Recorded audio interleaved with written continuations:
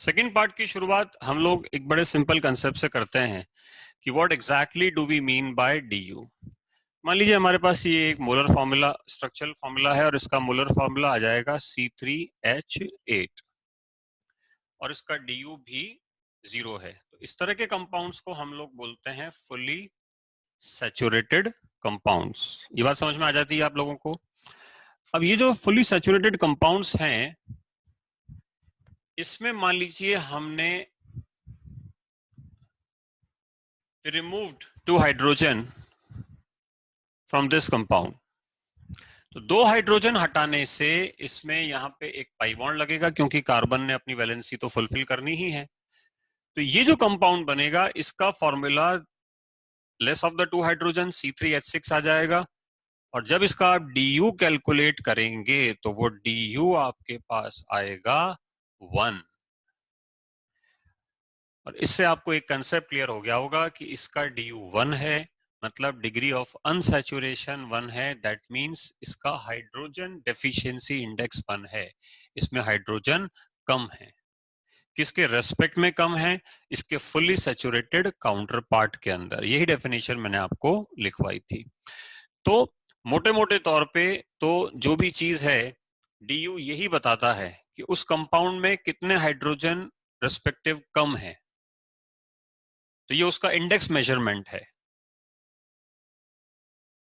इसका DU1 है, that means इसमें 2 हाइड्रोजन कम है with respect to the fully saturated molecular formula C3H8। वो पॉइंट ऑफ व्यू हम इसको कहते हैं।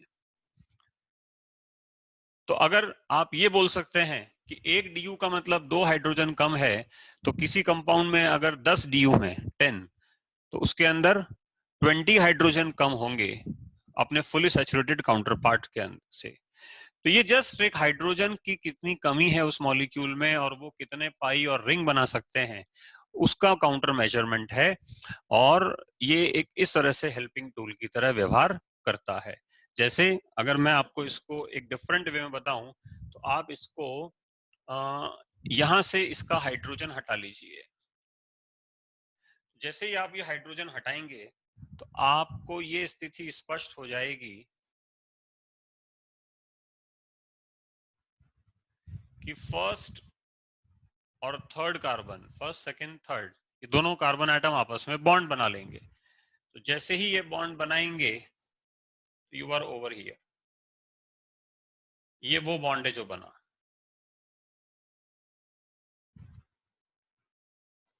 तो एक रिंग बन गई। अगेन फॉर्मूला आपके सामने आएगा C3H6,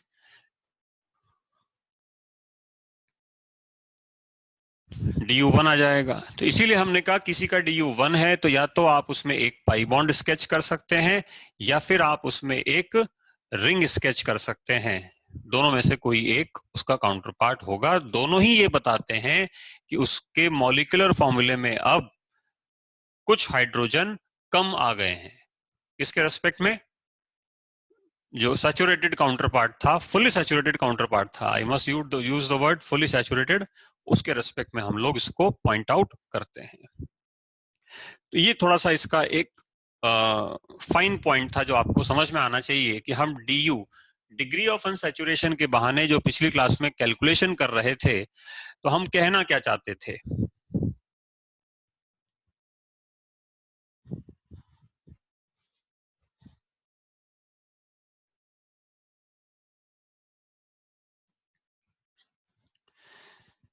तो प्रिज्मेन का जो DU पिछली बार हमारे पास आया था, दैट वाज 4। दैट मींस इसमें 8 हाइड्रोजन कम है। जो फुली सैचुरेटेड काउंटर पार्ट होगा उसके रेस्पेक्ट में ऐसे मतलब निकलता है। अब जिसका DU4 कैसे निकालेंगे, तो सिंपल इसमें कार्बन काउंट कर लीजिए, हाइड्रोजन काउंट कर लीजिए, टोटल कार्बन और हाइड्रोजन को उस फॉर्मूले में पुटअप कर दीजिए, तो DU4 आ जाएगा इस प्रकार से। ऐसे ही क्यूबेन का भी कई बार DU कैलकुलेशन में आ जाता है कि क्यूबेन का DU कैसे निकालेंगे। तो I think this seems to be the process. पहले तो क्यूबेन बना के मैं आपको दे देता हूं। ये सारे कंपाउंड एग्जिस्टेंट हैं and none of them is hypothetical. ऐसा नहीं है कि बस मैं कुछ भी बना रहा हूं। इस तरह के कंपाउंड 3 डायमेंशन में एग्जिस्ट करते हैं।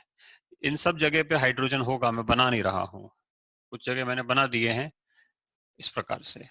तो पहले तो ये बता देता हूं कार्बन कितने हैं, 1 2 3 4 5 6 7 और 8, and each of them is having a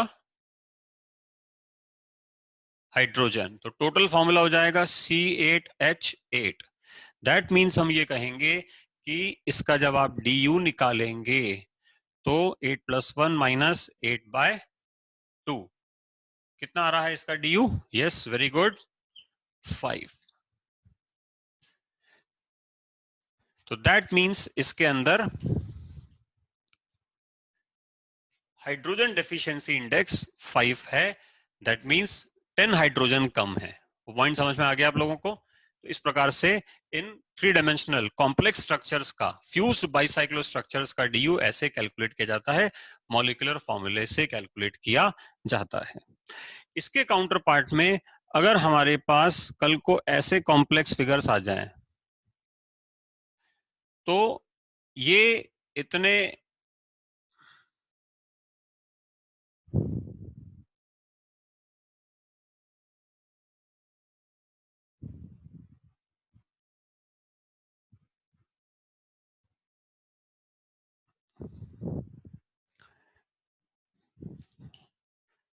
complex नहीं है, तो जब ये इतने कॉम्प्लेक्स नहीं है तो आपको एक बात ध्यान रखनी है कि इनका DU आप मॉलिक्यूलर फॉर्मूले से ना निकाल के सिंपल पाई प्लस रिंग से भी कैलकुलेट कर सकते हैं। तो इसमें टोटल रिंग्स हमारे पास 3 हो जाएंगी। Now if you talk about pi bonds,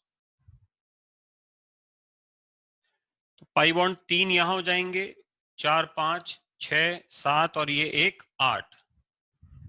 तो टोटल नंबर ऑफ जो DU हमारे पास आ जाएंगे, they are 11, and we do it like this. तो 2 तरीके हैं DU कैलकुलेट करने के। सिंपल फ्यूज हमारे पास रिंग्स हो तो आप ध्यान में रखना है कि आपको DU पाई और रिंग से भी कैलकुलेट कर सकते हैं। इसके अंदर नंबर ऑफ रिंग्स की काउंटिंग मुश्किल हो जाती है, you just can not count. The proper way is missing to count the number of rings. उसमें कैसे, प्रिज्मीन में कैसे बताएंगे कौन सी कितनी रिंग्स होंगी, इसमें कैसे कैलकुलेट करेंगे कितनी रिंग्स होंगी, तो वो इसमें थोड़ा सा ध्यान रखना है। इसे हम एक रिंग नहीं कह सकते, ये तो क्यूब का फेस है, ये आपको ध्यान रखना पड़ेगा। तो इसीलिए ये ध्यान रखना है, कुछ बच्चे इसमें नंबर ऑफ फेसेस या रिंग्स 6 मान लेते हैं। तो आई थिंक वो जो भी हैं, टीचर्स हैं, स्टूडेंट हैं, जो भी हैं, उन्हें एक रिवीजन की जरूरत है कि एग्जैक्ट केमिस्ट्री क्या है उन्हें समझ में आनी चाहिए कि केमिस्ट्री पढ़ना कैसे है। आप इसे फेस कह सकते हैं क्यूब का, इसे रिंग नहीं कह सकते। तो फाइनलाइज करते हैं, मैं जो कहना चाहता हूं वो ये बात है कि ऑर्गेनिक केमिस्ट्री एग्जैक्ट तरीके से पढ़िए, the way it is. DU का मतलब हाइड्रोजन डेफिशिएंसी है। निकालने का तरीका बड़ा सिंपल है, नंबर ऑफ पाई और रिंग को आप एड ऑन ले लीजिए। और अगर इस तरह के आपके पास मॉलिक्यूल्स आते हैं, 3 डायमेंशनल फ्यूज रिंग्स आती हैं, पॉलीसाइक्लिक कंपाउंड्स हैं, तो मेरे हिसाब से इसमें कार्बन और हाइड्रोजन का फॉर्मूला एक्सक्लूड करके और फिर ही हम DU निकालें तो ज्यादा अच्छा रहेगा। तो ये चीजें हम थोड़ा सा DU में ध्यान रखना चाहिए।